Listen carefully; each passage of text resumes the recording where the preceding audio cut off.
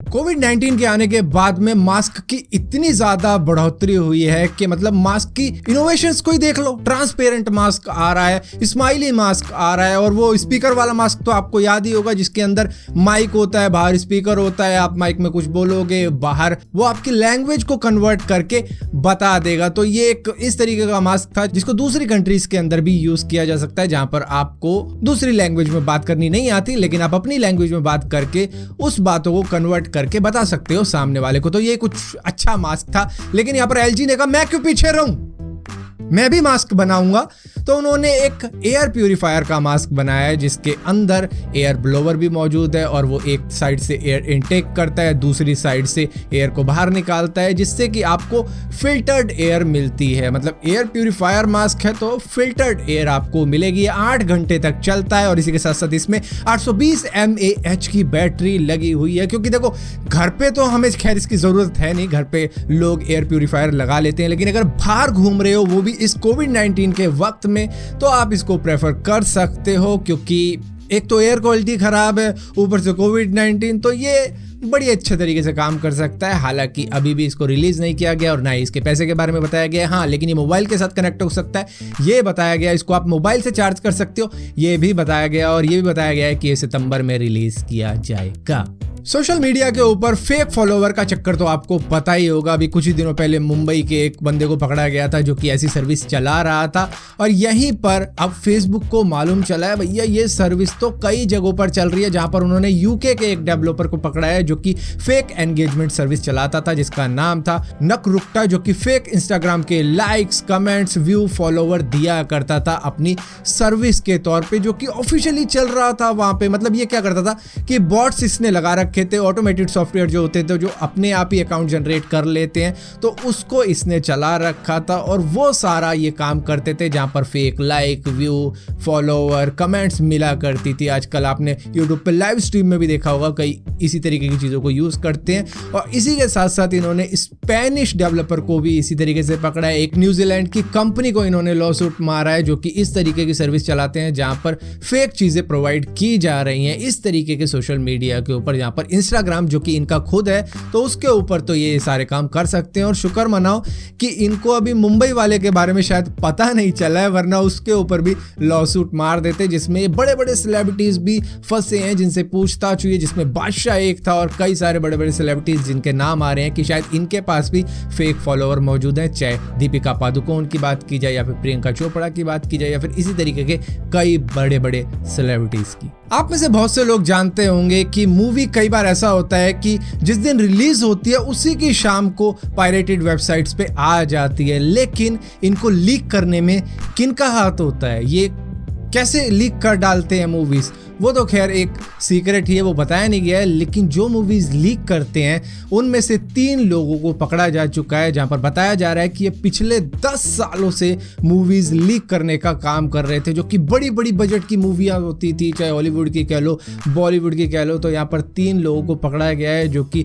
Film studio का अब तक बिलियंस ऑफ $US का नुकसान कर चुके हैं। यहाँ पर टॉप पायरेसी ग्रुप आते हैं, जिसमें से एक स्पार्क्स होता है, एक गैकोस नाम का होता है, ड्रोन नाम का एक और है। तो यहां पर स्पार्क ग्रुप के 3 मेंबर्स को पकड़ा जा चुका है, जिसमें से एक को यूएस से पकड़ा है और बाकियों को साइप्रस से पकड़ा है। और इसी के साथ साथ बाकियों पे नजर है जो पायरेटेड मूवीज को डिस्ट्रीब्यूट कर रहे हैं दुनिया भर में। तो यहां पर इनके खिलाफ अब केस चल रहा है कि भैया कितने का नुकसान किया है और कितनी सजा तुम्हें मिलनी चाहिए। एक बहुत ही फेमस और डेंजरस मॉलवेयर के बारे में शायद आप में से बहुतों को मालूम होगा, जिसका नाम है रैंसमवेयर। मैंने अपनी कई वीडियो में इसके बारे में बताया हुआ। अभी कुछ ही दिनों पहले आपको मालूम होगा कार्निवल क्रूज कंपनी, जो कि दुनिया की सबसे बड़ी क्रूज कंपनी है, उनके सिस्टम पे इसका अटैक हुआ था। हालांकि वो सिस्टम इतने ज्यादा इंपॉर्टेंट नहीं थे, तो इन्होंने कुछ भी पैसे नहीं दिए थे। लेकिन यही अटैक CW ग्रुप के ऊपर हुआ था, जिन्होंने $4.5 मिलियन दे के अपना पीछा छुड़वाया था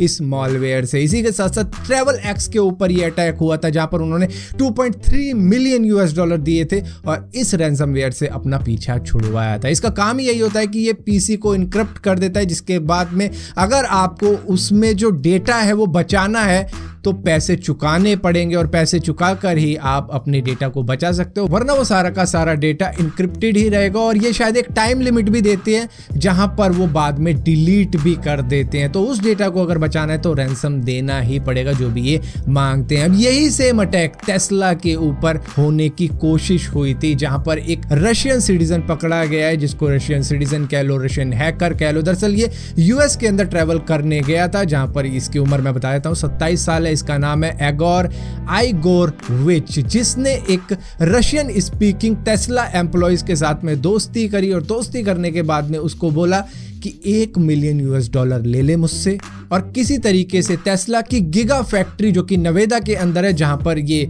बंदा काम करता था रशिया का, जिसके साथ में इसकी बातचीत चली थी कि इसको तू वहां के कंप्यूटर सिस्टम में लगा दे, बाकी मैंने जानी और टेस्ला ने जानी। उसके बाद तो मैं मिलियंस क्या बिलियंस $US लूंगा टेस्ला से। जहां पर इसने ये काम नहीं किया और इसने रिपोर्ट कर दी इस बंदे की, जो कि रशिया का एक हैकर था, एगोर आइगोरविच के बारे में, जिसके बाद में अब टेस्ला और FBI मिलकर इस पूरे केस के ऊपर काम कर रहे हैं, जहां पर इसको अरेस्ट तो कर ही लिया गया है, जो कि ये कोशिश कर रहा था कि किसी तरीके से टेस्ला के कंप्यूटर सिस्टम में ये रैंसमवेयर डाल दिया जाए और उसके बाद में इनसे मोटी रकम वसूली जा सके। तो देखा जाएगा कि यहाँ पर कितना बड़ा रैकेट ये है, जो कि अब शायद पकड़ में आ सकता है। और यहाँ पर दोस्तों हमने अगर टेस्ला की बात करी है और इसी के साथ साथ पायरेटेड मूवीज की बात करी है, तो इन दोनों को मिला के एक खबर सामने आई है, जहां पर टेस्ला की कार ने, जो कि ऑटो पायलट पे चलाई जा रही थी, जहां पर ड्राइवर आराम से रिलैक्स होके मूवी देख रहा था, उसने टक्कर मार दी एक कॉप की कार को, क्योंकि उसने तो कंट्रोल छोड़ रखे थे अपनी गाड़ी की कि ऑटो पायलट में चला ही लेगी, वैसे भी रोड पे